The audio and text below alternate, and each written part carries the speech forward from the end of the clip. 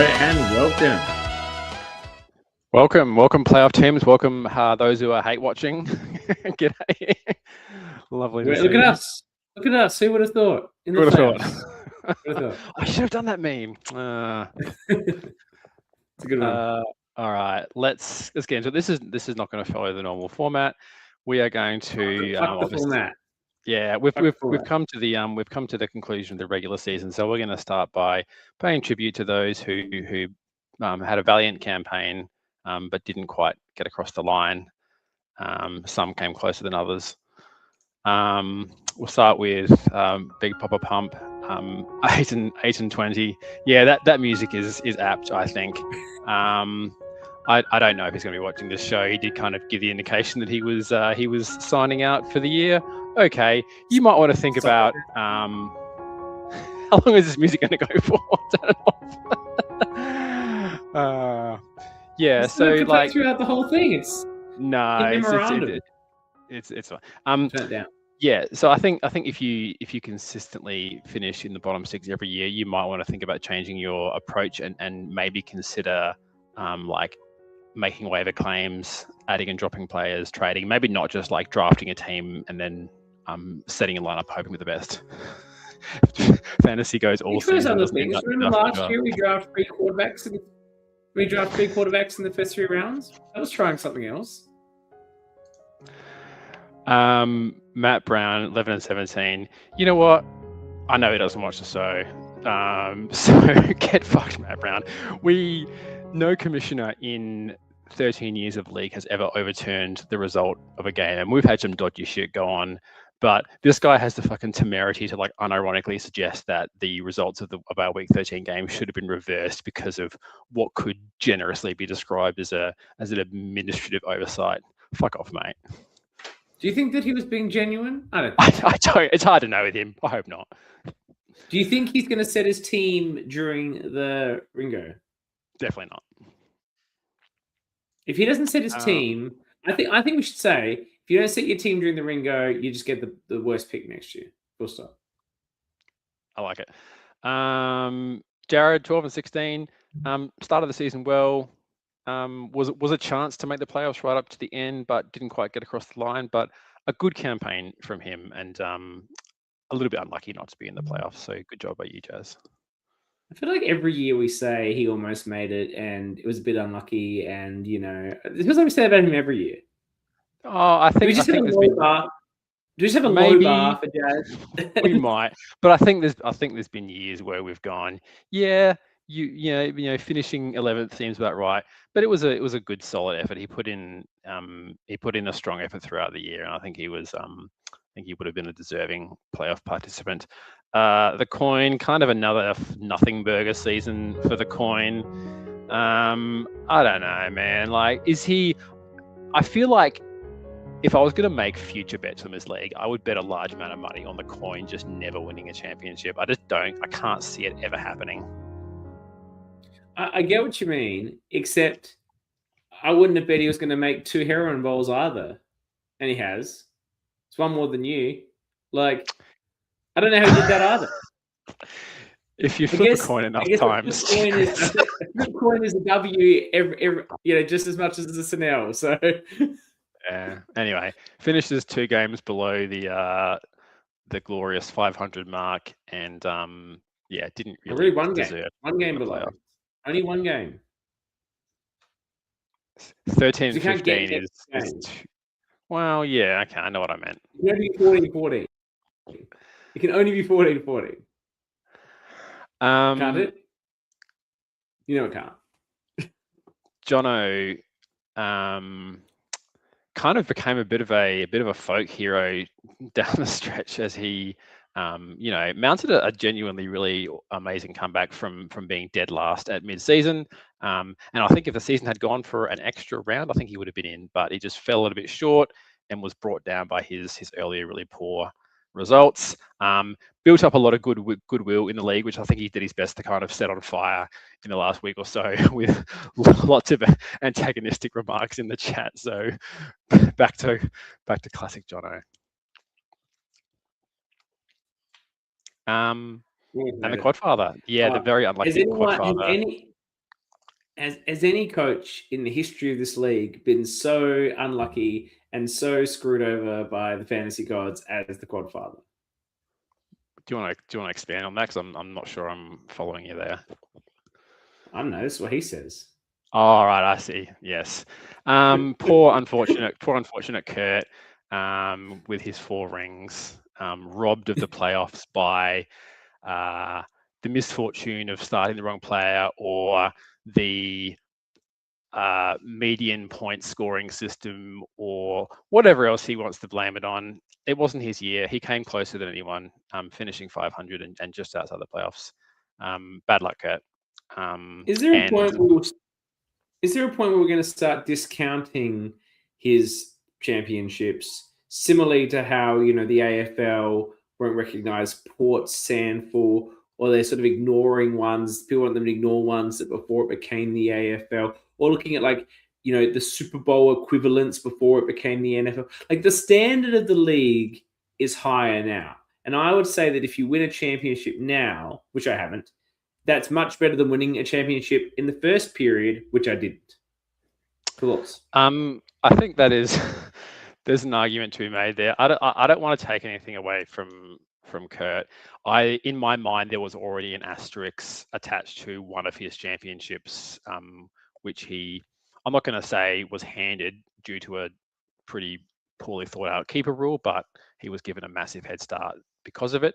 But that's all in the past. No, I don't want to take anything away from him. What I will say, and we'll come to this a little bit later, is that there's a possibility that somebody goes 3-peat this year, which I think would dislodge him as the GOAT of the league, because 3-peat is a genuine dynasty, and we've not seen anything like it.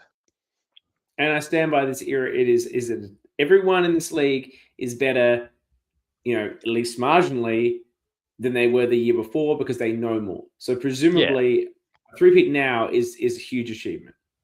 And this is the most competitive year we've had in the league. We had almost every team in the running for the playoffs right up until the end. So yeah, I take what you're saying, but don't want to take anything away from Quadfather, but I also don't want to hear from him again for the rest of the season. And he doesn't have a second quarterback, so he's now in genuine Ringo strife. So good luck. Also, he doesn't want to be the Quinn father. No one wants him to be the Quinn father. He just needs to stay as the Quadfather and never win again.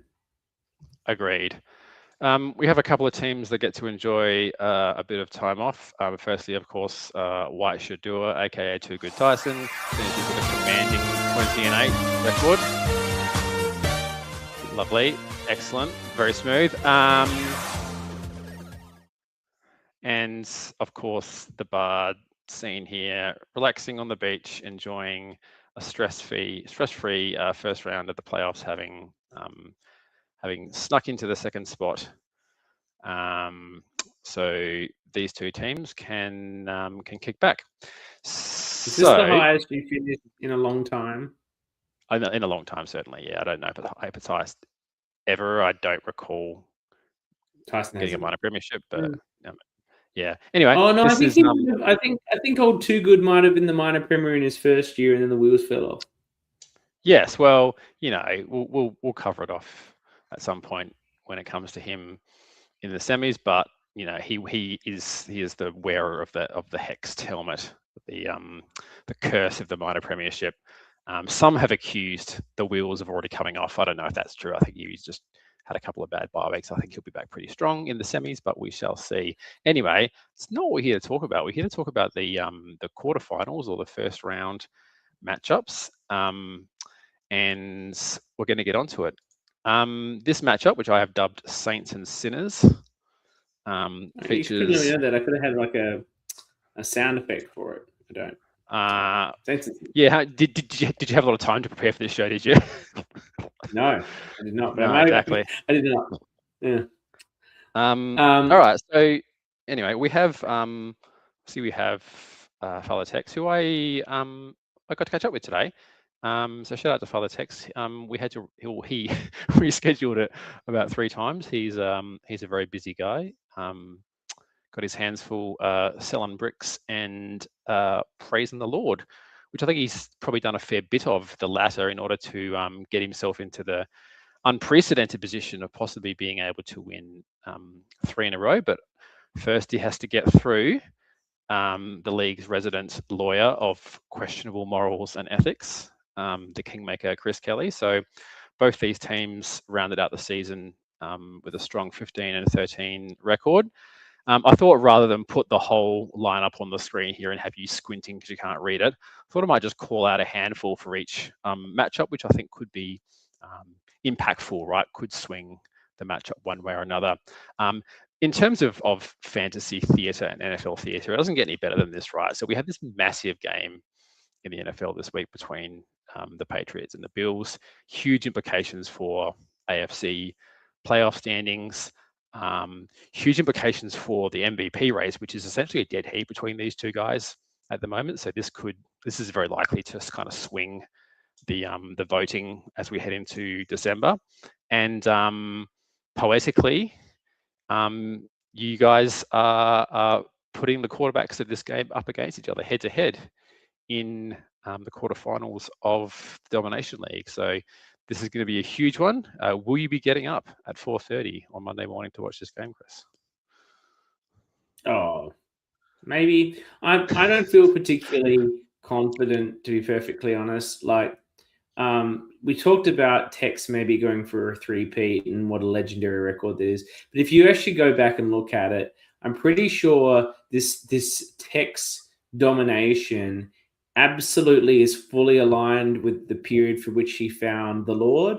And it's making me question my borderline agnostic beliefs about whether there is some form of deity that cares about our existence.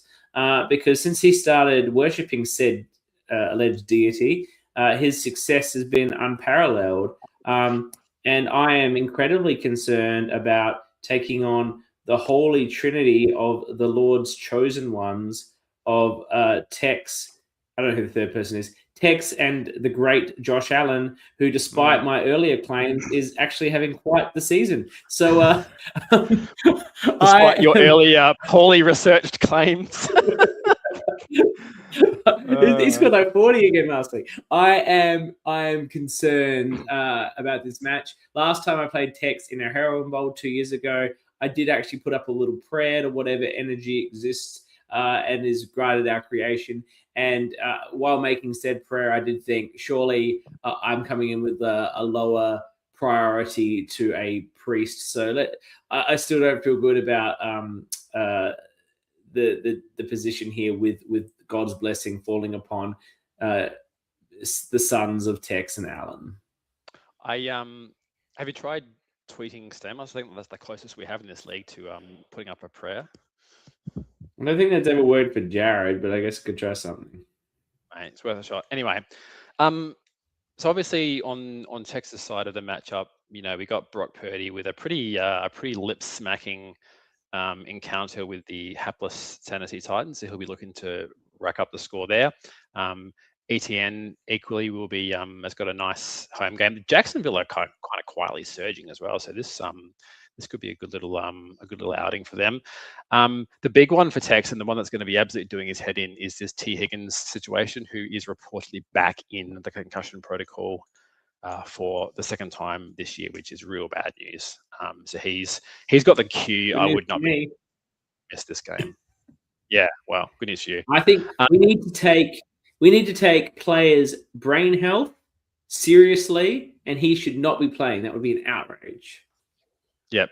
And equally, we need to discard their ankle health and roll out Amon-Ra St. Brown for 25 catches this week. He doesn't even have an injury designation. He's good to go. No, that was a bad trade by me. But anyway, all right. So on the side of law and order, obviously we talked about Drake May. Bijan has been lights out, and he gets to kick the week off with the big Thursday night match in Tampa Bay.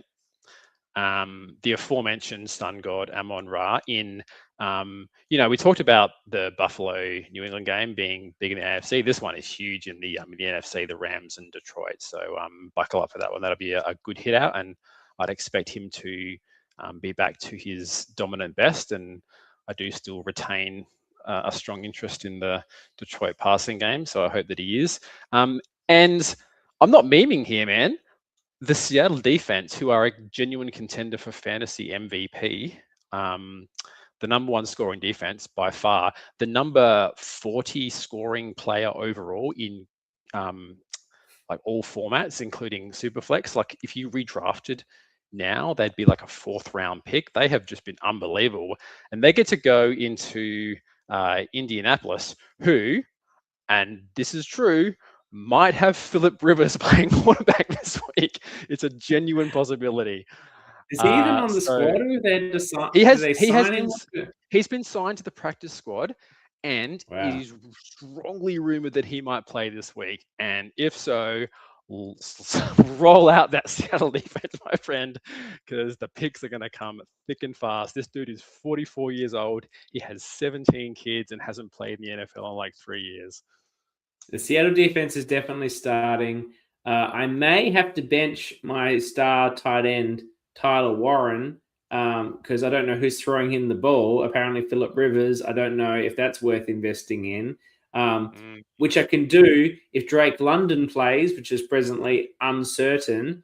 But if London didn't play, I'd have to start Mark Andrews against the softest tight end defense in the league, the Cincinnati Bengals.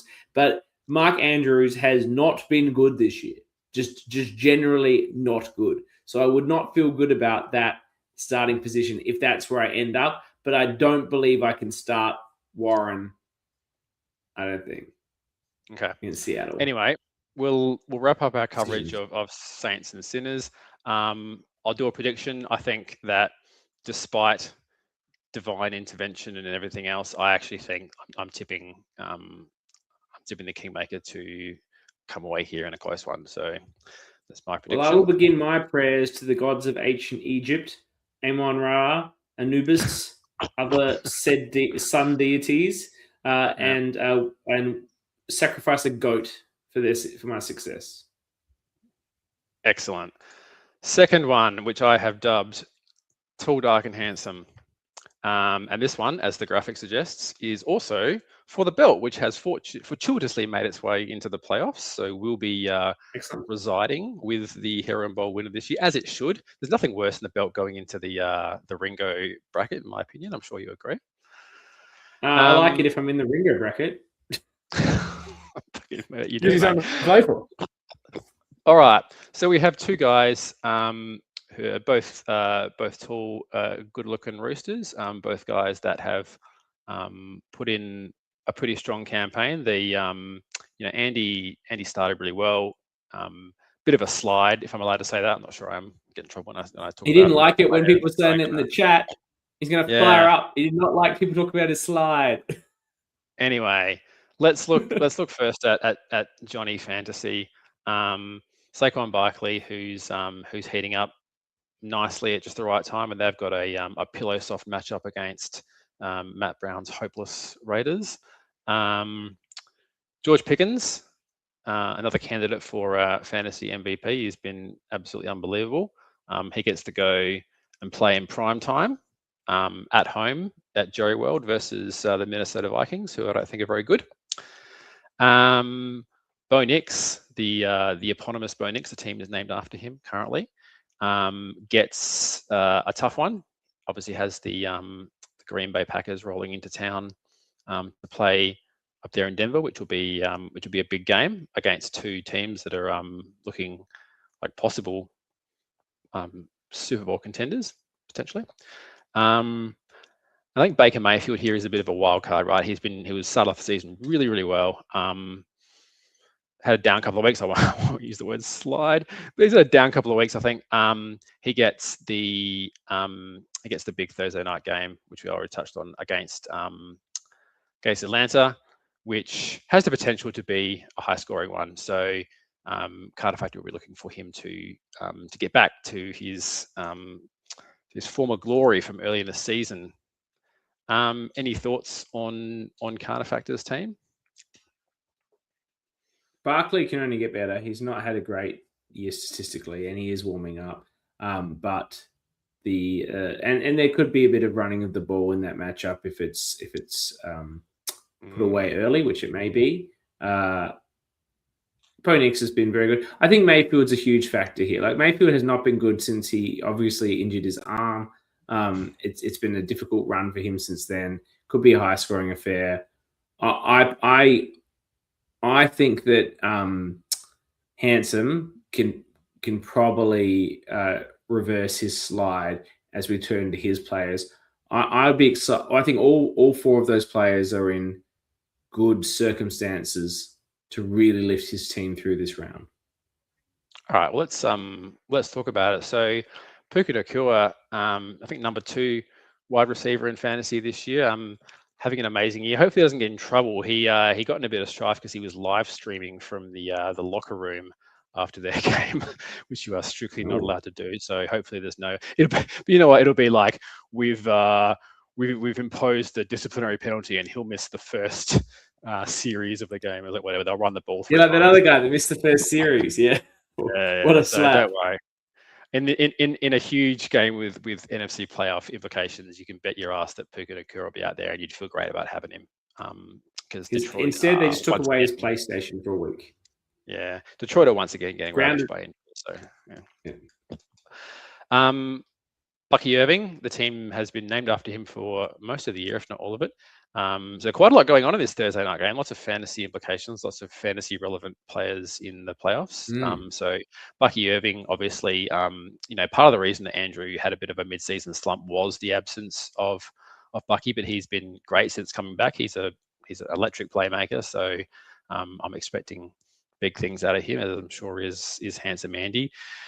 Jackson Dart's a bit of a wild card. Not really sure what to expect. And he's in a bit of a weird situation where he's actually got 3 quarterbacks. And obviously we've got Lamar Jackson up here. He's also got Herbert. And this is genuinely a tough thing to figure out, like which 2 out of these 3 do you start? Because they've all got wrinkles on them, right? Like Lamar has had some real bad weeks. I'd probably be rolling him out with a fair bit of confidence against Cincinnati, whose defense is fucking hopeless. The worst.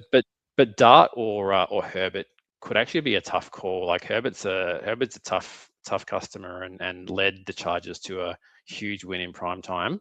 Although it was. Who were they playing? That was the Eagles game. That was the. Who are the Chargers playing this week? Oh, the Chargers are playing Washington. The Washington C-words. What? No, the Washington are against Dart in the Giants. Oh, I'm sorry. Who are you asking about? The Chargers. I'm not sure who the Chargers are. I don't have them up on the screen. So no, that will be the relevant factor. How challenging that matchup is, but that is a tough decision. Yeah. I'm going to be lamenting Kurt style if McCarthy has another good game this week after I dropped him, because he might have been a better start than Brissett this week against a fairly hapless opposition. I'm not sure who Minnesota are playing this week about. Yeah. So this would be a good one. In terms of making a prediction, I think Carter Factor is going to go up in this one. He's had that belt for quite some time. I think he's going to retain it. I think he's rolling pretty nicely at the moment, and he's going to power into the semis where he will get to play a well-rested Bard Knox, who will be up and about, I'm sure. I think that Andy's going to win. I think that the down turn has been from Lamar being out, not good, Dart being out. I think they're both back. Lamar's a tough start, but against Cincinnati, he's a great option, and I think he was quite good when they played them 2 weeks ago.